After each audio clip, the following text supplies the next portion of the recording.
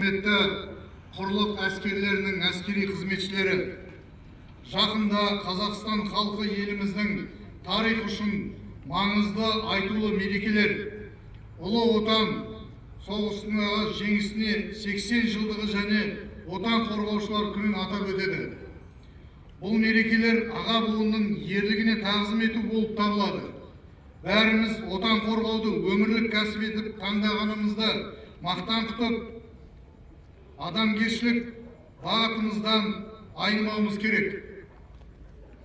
Бүгін 21 сәуір осы мереке қарсаңында құрамы, қару-жарағы және операциялар жүргізу тәсілі жағынан Қазақстан Республикасы қарулы күштердің ең көп тараған және көп құрлы түрі құрлық әскерлерінің құрылу күнін атап өтеді.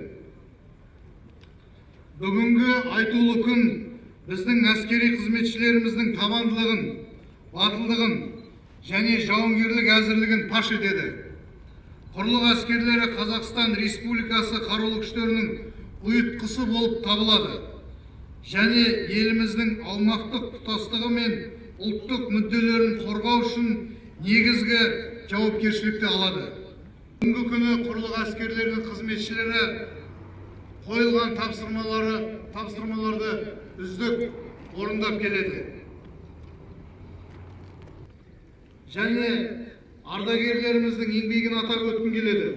Олардың еңбектері біз үшін бүгінгі таңда үлгі.